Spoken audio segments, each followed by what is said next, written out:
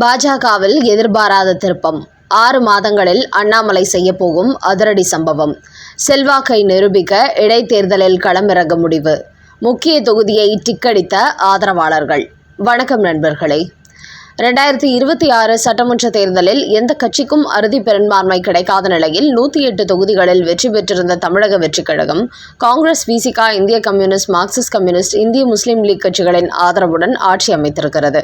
அதோடு பெரம்பூர், திருச்சி கிழக்கு என்கிற 2 தொகுதியில் போட்டியிட்டு வெற்றி பெற்ற விஜய், திருச்சி கிழக்கு தொகுதியை ராஜினாமா செய்துவிட்டார். அதனால் அந்த தொகுதியில் இடைத்தேர்தல் நடைபெற உள்ளது. இந்த நேரத்தில் அதிமுக 2ஆக உடைந்துள்ள நிலையில் சி.வி. சண்முகம், வேலுமணி தலைமையில் 25 எம்எல்ஏக்கள் தனி அணியாக உருவானார்கள். அவர்கள் தமிழக வெற்றிக் கழக கூட்டணியில் இணைந்து செயல்படவும் திட்டமிட்டார்கள்.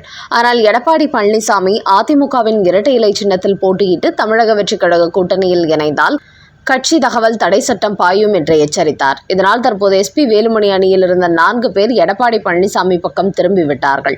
அதே சமயம் எஸ்.பி. வேலுமணி அணியில் இருந்த பெருந்துரை ஜெயக்குமார், தாராபுரம் சத்யபாமா, மதுராந்தகம் மரகதம், குமரவேல் ஆகிய 3 எம்எல்ஏக்களும் தங்களது பதவியை ராஜினாமா செய்துவிட்டு தற்போது தமிழக வெற்றிக் கழகத்தில் தங்களை இணைத்துக் கொண்டுள்ளார்கள். நேற்று சபாநாயகரிடத்தில் கடிதம் கொடுத்த அடுத்த நொடியே அமைச்சர் ஆதவ் அர்ஜுனாவை சந்தித்து அவர்கள் தமிழக வெற்றிக் கழகத்தில் இணைந்து விட்டார்கள். இதனால் திருச்சி கிழக்கு தொகுதி மட்டுமின்றி மதுராந்தகம், தாராபுரம், பெருந்துறை ஆகிய தொகுதிகளிலும் அடுத்த 6 மாதங்களில் இடைத்தேர்தல் நடத்தப்பட உள்ளது. அதோடு நேற்று ராஜினாமா செய்த 3 அதிமுக எம்எல்ஏக்களும் இடைத்தேர்தல் வரும்போது தமிழக வெற்றிக் கழகம் சார்பில் மீண்டும் தாங்கள் ஏற்கனவே போட்டியிட்டு வெற்றி பெற்ற தொகுதிகளில் களமிறங்குகிறார்கள். இப்படியான நிலையில்தான் தமிழக பாஜகவின் முன்னாள் தலைவர் அண்ணாமலையை இந்த இடைத்தேர்தலில் போட்டியிட வேண்டும் என்று அவரது ஆதரவாளர்கள் நேற்றிலிருந்து வலியுறுத்தி வருகிறார்களாம்.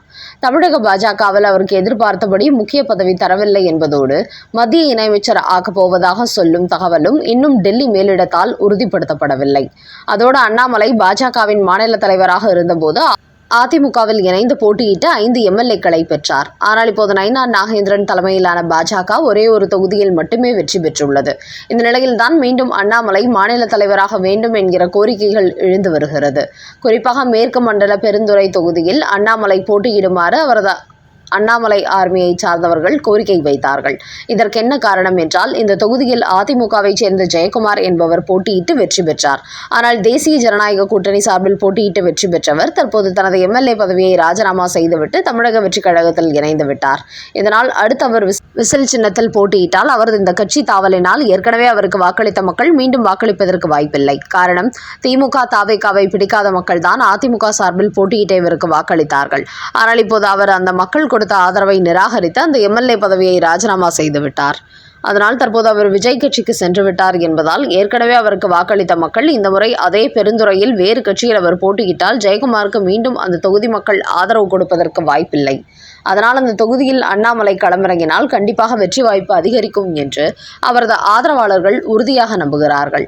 ஏற்கனவே 2 தேர்தலில் தோல்வியடைந்துள்ள அண்ணாமலை இந்த முறை இந்த இடைத்தேர்தலில் போட்டியிட்டால் கண்டிப்பாக வெற்றி பெற முடியும் என்று சொல்லி பாஜக மேலிடத்தில் தான் போட்டியிட விரும்புவதை தெரிவிக்குமாறும் நேற்றிலிருந்து அண்ணாமலையை கேட்டுக்கொண்டு வருவதாக சோஷியல் மீடியாவில் பதிவிட்டு வருகிறார்கள். மேலும் அண்ணாமலையை பொறுத்தவரை கோவை மாவட்டத்தைச் சேர்ந்தவர். அங்கு அவரது சமுதாயத்தின் கணிசமான ஓட்டுகள் அவருக்கு உள்ளது. அதனால் நான் 2024 மக்களவைத் தேர்தலில் கோவையில் திமுக வெற்றி பெற்றாலும் 2வது இடத்தை அண்ணாமலை கைப்பற்றினார். அதுவும் பாஜக சார்பில் தனி கூட்டணி அமைத்து போட்டியிட்டார். அதோடு 2021 பாஜக மாநில தலைவர் ஆன பிறகு தமிழ்நாட்டில் உள்ள 234 சட்டமன்ற தொகுதிகளுக்கும் என் மண் என் மக்கள் பாத யாத்திரை நடத்தினார் அண்ணாமலை. இது பாஜகவுக்கு என்று ஒரு புதிய வாக்கு வங்கியை உருவாக்கியது. அதனால்தான் 3% இருந்த பாஜகவின் வாக்கு வங்கி 11.5% உயர்ந்தது. அதோடு அண்ணாமலை தான் மாநில தலைவர் பதவியில் இல்லாத போதும் கூட சோஷியல் மீடியாக்கள் மூலம் மக்களிடத்தில் தொடர்பில் இருந்து கொண்டே வருகிறார். தொடர்ந்து மக்கள் விரோத சக்திகளுக்கு எதிராக குரல் கொடுத்து வருகிறார். திமுகவை தொடர்ந்து தற்போது தமிழக வெற்றிக் கழகம் செய்யும் தவறான செயல்பாடுகளையும் உடனுக்குடன் தட்டி கேட்கிறார். அதனால்தான் அண்ணாமலைக்கென்று தமிழகம் முழுக்க மக்கள் செல்வாக்கு இருக்கிறது. இதுபோன்ற விஷயங்களை கருத்தில் கொண்டுதான் இந்த இடைத்தேர்தலில் பெருந்துறை தொகுதியில் தேசிய ஜனநாயக கூட்டணி சார்பில் போட்டியிடுங்கள், கண்டிப்பாக வெற்றி பெற்றுவிடலாம் என்று அண்ணாமலை ஆதரவாளர்கள் தற்போது அவரை வலியுறுத்த தொடங்கிவிட்டார்கள். அதோடு அண்ணாமலைக்கு மீண்டும் தமிழக மாநில தலைவர் பதவி கிடைக்குமா, இல்லை ராஜ்யசபா எம்பி ஆகி மத்திய இணையமைச்சர் ஆகிவிடுவாரா என்பது போன்ற எதிர்பார்ப்புகள் எழுந்துள்ள நிலையில் அதுபோன்ற வாய்ப்புகள் உடனடியாக கிடைக்காத பட்சத்தில் இந்த பெருந்துறை இடைத்தேர்தலில் அண்ணாமலை களமிறங்குவதற்கு அதிக வாய்ப்பிருப்பதாகவும் பாஜக வட்டாரங்களில் ஒரு தகவல் வெளியாகி இருக்கிறது. அடுத்த செய்தி. இடைத்தேர்தலில் போட்டியா? கூட்டணி கட்சிகள் வெளியேறியதால் மு.க. ஸ்டாலின் எடுத்த அதிர்ச்சி முடிவு.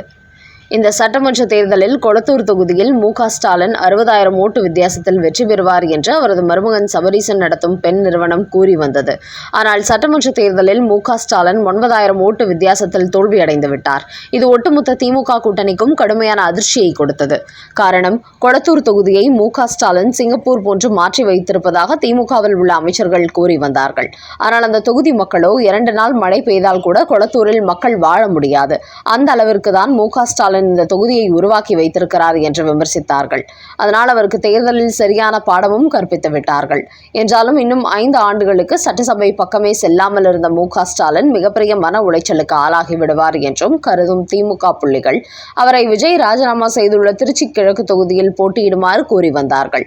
குறிப்பாக திமுகவின் முன்னாள் அமைச்சரான K.N. நேரு, திருச்சி கிழக்கு தொகுதி இடைத்தேர்தலில் போட்டியிடுங்கள், உங்களை எப்படியாவது வெற்றி பெற வைத்து விடுகிறேன் என்று ஸ்டாலினை கேட்டுக்கொண்டு வருகிறார். அவரோ ஆரம்பத்தில் திருச்சி கிழக்கு தொகுதியில் இடைத்தேர்தல் அறிவிக்கப்பட்டதும் அப்போது பார்த்துக் கொள்ளலாம் என்றுதான் கூறி வந்தார். ஆனால் தற்போது மு.க. ஸ்டாலினுக்கு தோல்வி பயம் வந்துவிட்டதாம். இதற்கு என்ன காரணம் என்றால், திமுக கூட்டணியில் இடம்பெற்றிருந்த காங்கிரஸ், வி.சி.க., இந்திய கம்யூனிஸ்ட், மார்க்சிஸ்ட் கம்யூனிஸ்ட், இந்திய முஸ்லீம் லீக் உள்ளிட்ட பல கட்சிகளும் தற்போது தமிழக வெற்றிக் கழக கூட்டணிக்கு போய்விட்டார்கள். அதனால் 23 கட்சியுடன் தேர்தலை சந்தித்த போதே கொளத்தூரில் தோல்வி அடைந்ததால் அடுத்து தனித்து போட்டியிட்டால் இன்னும் மிகப்பெரிய அளவில் தோல்வியடைந்து விடுவோம். தமிழக வெற்றிக் கழக கூட்டணி தற்போது மிகப்பெரிய அளவில் வலுவாக இருப்பதால் ஒருவேளை அங்கு டெபாசிட் போய்விட்டால் அது தனக்கு மிகப்பெரிய பின்னடைவை ஏற்படுத்திவிடும் என்று தற்போது பயப்பட தொடங்கிவிட்டாராம் மு.க. ஸ்டாலின். அதனால் மும்முனை போட்டி என்பதுடன் ஆளுங்கட்சியால் தமிழக வெற்றிக் கழகத்தின் அதிகார பலன், மக்கள் செல்வாக்கு மிகப்பெரிய அளவில் இருப்பதால் அவர்களை எதிர்த்து தான் தனித்து போட்டியிடுவது என்பது நடக்காத காரியம் என்பதனால் இதுவரை திருச்சி கிழக்கு தொகுதியில் இடைத்தேர்தல் அறிவிக்கும் போது போட்டியிடுவது குறித்து யோசிக்கலாம் என்று கூறி வந்த மு.க. ஸ்டாலின் தற்போது கூட்டணி கட்சிகள் தன்னை கைவிட்டு விட்டதால் இடைத்தேர்தலில் தான் போட்டியிடப் போவதில்லை என்று முடிவெடுத்து விட்டாராம். அதனால் திருச்சி கிழக்கு தொகுதியில் திமுக சார்பில் முன்னாள் அமைச்சர் அன்பில் மகேஷ் பொய்யாமொழி போட்டியிட வாய்ப்பிருப்பதாகவும் ஒரு தகவல் வெளியாகி இருக்கிறது.